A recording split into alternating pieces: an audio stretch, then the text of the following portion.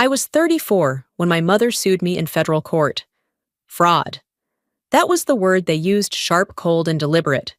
According to the suit I had fabricated, my military record manipulated an aging grandfather into handing me his research facility, and this one still stings, crafted a persona to deceive the public and acquire unearned government grants. They made it sound poetic, like I was some villain in a movie.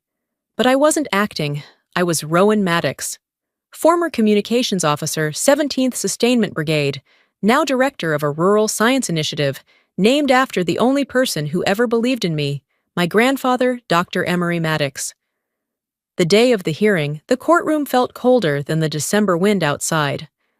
My sister Vanessa sat 2 rows ahead of me, her hair perfectly set spine, stiff with self-righteousness. My mother wore the same silk scarf she used to wear to charity galas. She didn't look at me once. I didn't come with family, I came with records, a sealed envelope from the Department of Defense, and one name on my witness list, Major General Whit Corley. They hadn't seen that part coming. So when the clerk called the case and the judge lifted his eyes over the bench, I exhaled once. Not from fear, but because I knew this was it. They wanted to erase me. But I wasn't walking into this courtroom alone, and they were about to find out exactly who had my back. I was never the daughter they introduced at dinners. Vanessa was the polished one, the legacy.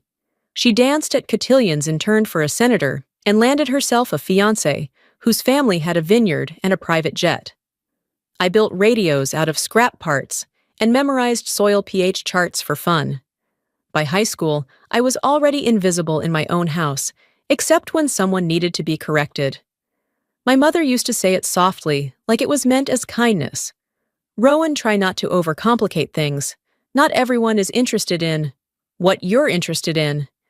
Then she'd steer the conversation back to Vanessa's piano recital or whatever new diet she was testing.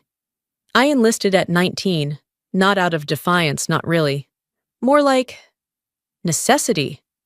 I needed distance and a way to fund college that didn't come with strings attached to the family foundation. Basic training was the first time someone called me capable without sounding surprised. They assigned me to a signal support unit in Germany, where I worked 12-hour shifts, troubleshooting battlefield communications and satellite uplinks. By the time I was 24, I'd led deployment teams in South Sudan, northern Pakistan, and one dust-bitten hellhole near the Uzbek border that still lives behind my eyelids. That one changed everything. I came back from that mission with 2 ruptured discs, 31 stitches, and a reassignment order stateside only. Non-combat, which meant teaching and testing, a career stall out in most people's eyes, but not mine, because what they gave me was a lab, a chance to rebuild what war broke down. That's when my grandfather started calling again. Dr. Emery Maddox had taught soil science and regenerative crop systems at the University of Georgia for 40 years. He was the only one in the family who didn't wince when I talked about environmental telemetry or root cell mimicry. He used to joke that we were both too curious for polite company. When I visited him on leave, he showed me a half-finished project, an annex on a rural plot outside Augusta. A research site, he called it, meant to train veterans in agricultural resilience using military principles for soil recovery. It wasn't much: bare beams, cracked floor, outdated equipment, but he spoke about it like it was the moon landing. "You'll take this over one day," he told me, handing me a blueprint. I laughed. They'd riot. He didn't smile back. They don't get a vote. I never got to see him again. 3 months later, while I was recovering from spinal surgery, he died. They didn't tell me. No phone call, no message. I found out through an alumni bulletin email that arrived 2 weeks late. When I drove to the family house, the gate was locked. Vanessa said through the speaker that the funeral had already happened. It was just family, she added, with no irony at all. I stood outside that gate for a long time. Then I drove 4 hours to the annex alone. The weeds had already started creeping through the walls. The lab bench was covered in dust, but a coffee mug still sat near the sink, one of those world's best grandpa types chipped at the rim. There was no plaque, no staff, no funding, just silence and the memory of a promise. It took me 2 years, but I rebuilt that annex. I filed paperwork, applied for nonprofit status, pitched grants to skeptical donors, and begged 3 universities to let their students intern with me for free. Eventually, we launched a pilot program for veterans interested in sustainable agriculture. And then, when we finally got USDA certification, something changed. News articles started circulating, government agencies reached out, and with the publicity came attention I didn't ask for, including one afternoon, a formal letter from my family's legal counsel, a cease and desist. They were claiming the annex had been transferred under coercive influence, that I had misrepresented my relationship with my grandfather and misled the public by implying military credentials that could not be verified. My hands trembled as I read it. Not from fear, from recognition. This wasn't about money, it was about erasure. Again. But this time, they weren't locking the gate behind me. This time, I had something they didn't. Proof. The annex didn't look like much from the outside. A long, low structure built from reclaimed timber and corrugated steel with a hand-painted sign that read, Maddox Agricultural Initiative, nailed crooked above the door. Most days the lights flickered. The plumbing needed prayer more than pressure, but inside it pulsed with something rare purpose. We weren't running experiments to impress journals. We were building field kits for farmers in drought-stricken counties, designing seed vaults that could withstand fire, teaching veterans how to test their own soil, manage their own water cycles, build something stable with their own hands. It worked. By year 2, we'd partnered with 3 counties, trained 60 former service members, and launched a small-scale pilot farm using regenerative irrigation systems. The USDA sent a field agent, then a camera crew. Someone from the governor's office visited briefly in polished shoes that sank into the red Georgia mud. We smiled for the photo anyway. Then came the grant. $4.2 million in federal funding. Not for me. For the mission. For the team. For the kids in our STEM outreach who used to think science was something only rich schools got to do. We cried when it was announced. One of my junior staffers carved a plaque from old barnwood. We hung it crooked next to my grandfather's photo, and 3 weeks later, my mother sued me. I read the email 3 times before I believed it. The subject line was clinical pending litigation, Maddox estate.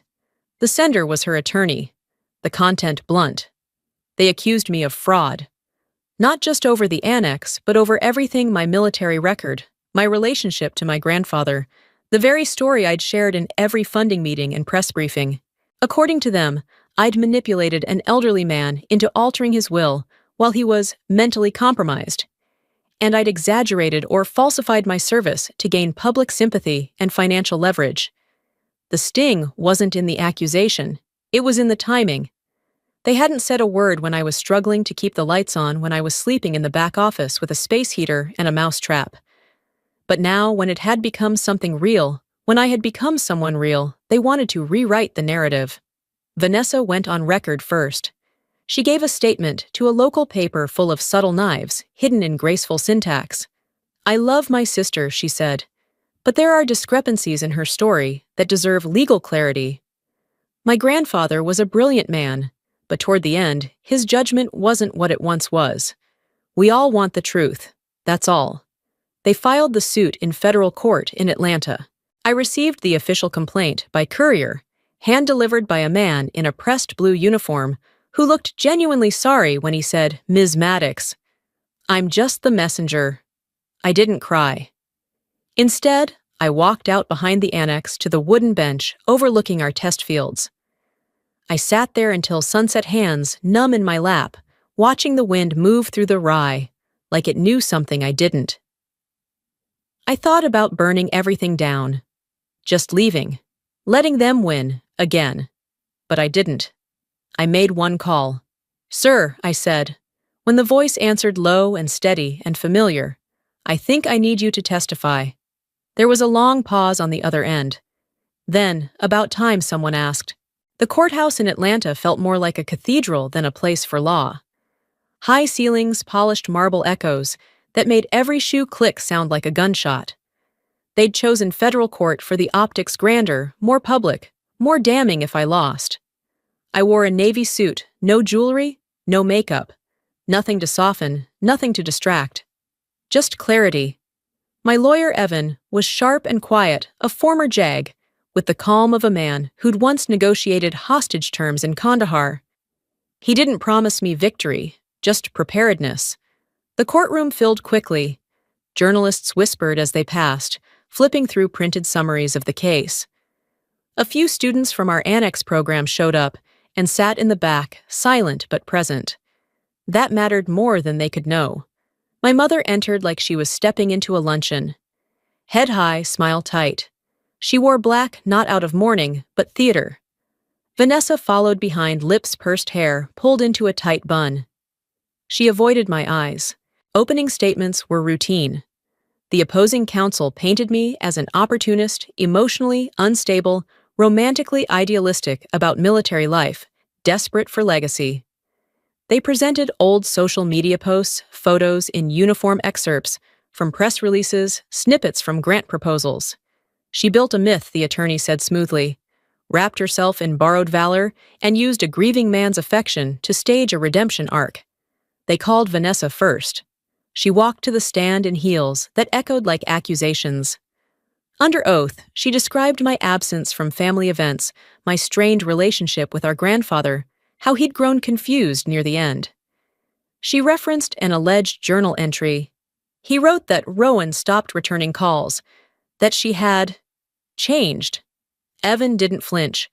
When it was his turn, he simply asked, "Did your grandfather ever serve in the military?" "No," Vanessa said, almost confused. "Did you?" She stiffened.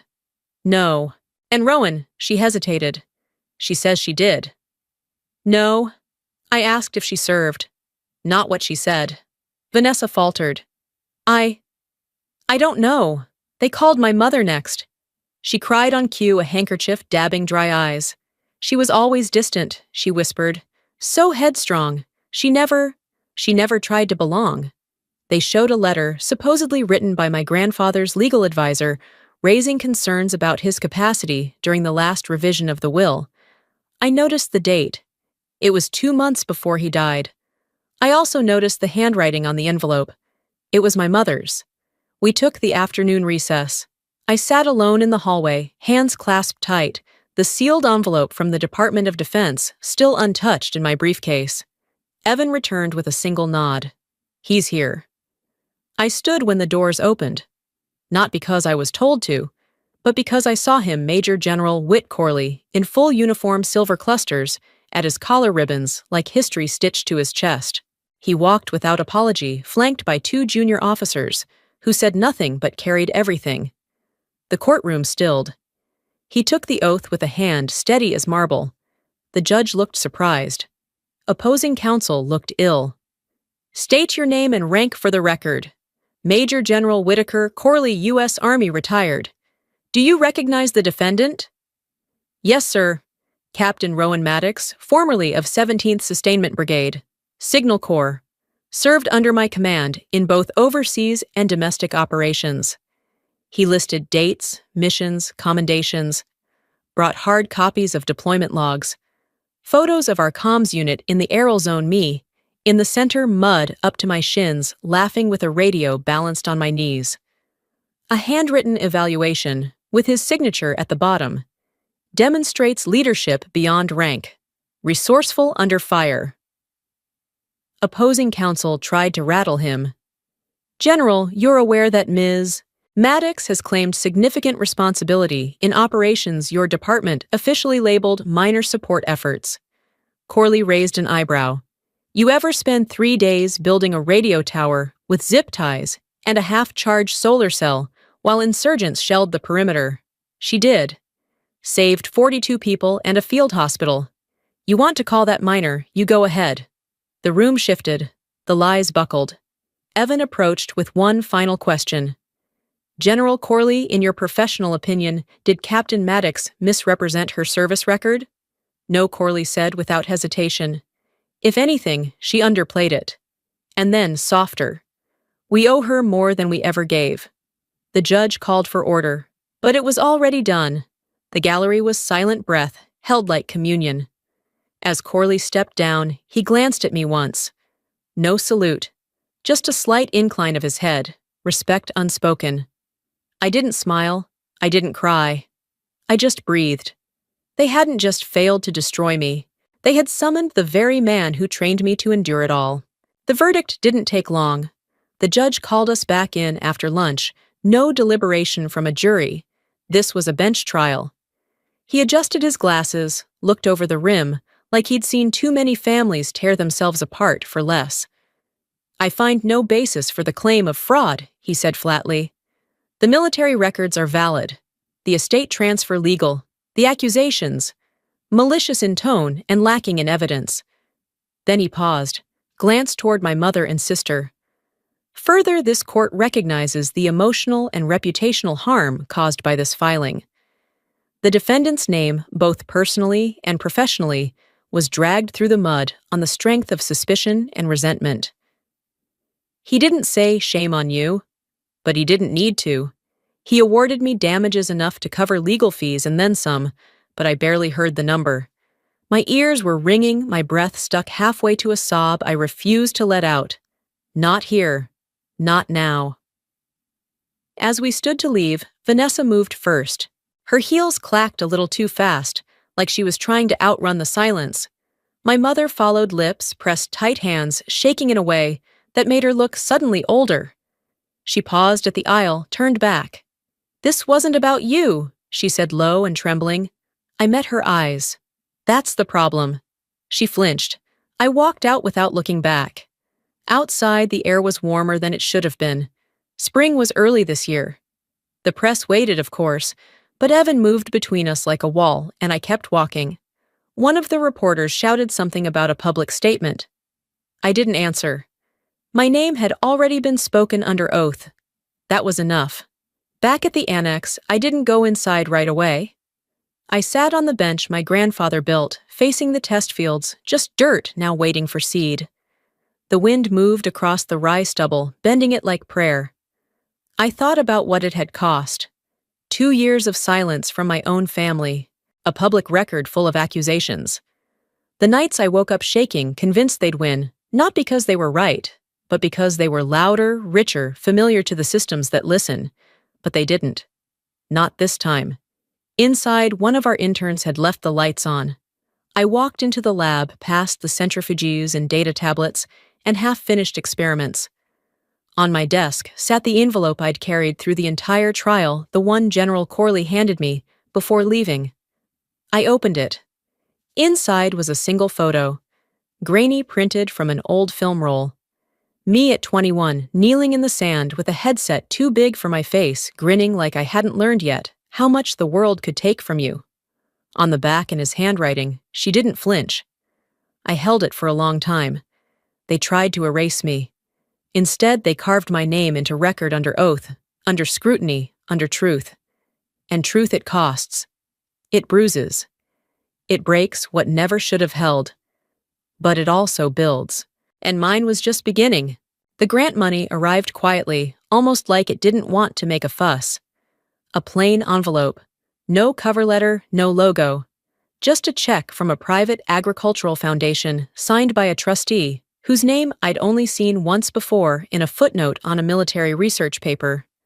The memo line read, "For the ones who stayed in the storm." Attached was a short note, handwritten in dark blue ink. "We saw what you did. We believe in what comes next." That spring we broke ground on the west acreage, 4 acres of red Georgia dirt that used to grow nothing but stubborn weeds and bad memories. We planted heirloom sorghum and started the annex first full crop rotation trial. A greenhouse went up. So did a seed-saving library, a new water reclamation system, and a digital soil mapping station. People started calling it a campus. I didn't fight the term. We expanded our veterans program to 3 states. I still taught the morning soil labs hands in the dirt, watching grown men and women bend over sample trays like they were looking for something lost. Maybe they were. Every Thursday, we hosted a science workshop for local middle schoolers. They arrived in oversized jackets, carrying more silence than questions. I knew the look kids who'd learned to shrink their curiosity to wait for permission they didn't know how to ask for. But they were sharp, observant, stubborn like good scientists should be. One girl, Ellie, stayed behind after class one day. She pulled a crumpled Ziploc bag from her coat pocket, filled with rust-colored soil, and a sketchbook full of hand-drawn charts. "I think the Earth's sick," she whispered. "But I don't know how to prove it." I handed her a junior field kit and said, "Then let's test the pulse." We didn't publicize the verdict. No press conference, no statement. It wasn't about vindication. It was about still being here. About proving day after day that truth doesn't vanish just because someone questions it loudly enough. But word spread anyway. People showed up not all at once, but slowly. A retired colonel from South Carolina. A woman who'd grown up with my grandfather and brought clippings of his old journal columns. A former USDA field agent who offered to mentor 2 of our interns. And once, unexpectedly, Vanessa. She didn't announce it. Just drove up in a rented sedan, parked near the compost bins, and stood with her hands in her coat pockets, watching the wind ripple through the ryegrass. I walked over. She didn't look at me at first. "Just said I read your soil report in the State Journal. I didn't know you subscribed." "I don't," she replied. "I searched your name." She paused. "I thought if I admitted you were right, it would mean I'd failed. But it doesn't. You earned every piece of this." It wasn't an apology, but it wasn't nothing. I didn't ask her to stay, but she did. Walked the grounds, visited the greenhouse, talked to 2 of our students. At the end of the day, she slipped a folded printout into my hand, an outreach guide she'd written on helping shy teens speak more confidently in public. "I thought maybe the kids could use it," she said, "so they don't have to wait until they're 30 to feel heard." We've never talked about the lawsuit, or the silence before it. But since then, she's volunteered twice a year, helping with student presentations and peer coaching. The kids call her Coach V. Sometimes I even forget she once tried to strip my name out of every record tied to our family. My mother never wrote. I don't expect her to. Some stories don't get epilogues, just endings. These days, I wake up before dawn, pour a mug of black coffee, and walk the annex grounds before the others arrive. The air smells like compost plastic mulch and wet pollen. The light over the fields is softest just before 6. In my office, beside a photo of me, at 21, mud-streaked and smiling beside a radio tower, I keep a small plaque on the wall. Truth lives here. We don't silence the past. We use it. We press it into the earth, turn it with patience and labor until something better takes root. Because when the ground remembers who walked it honestly, it grows differently. And so do we.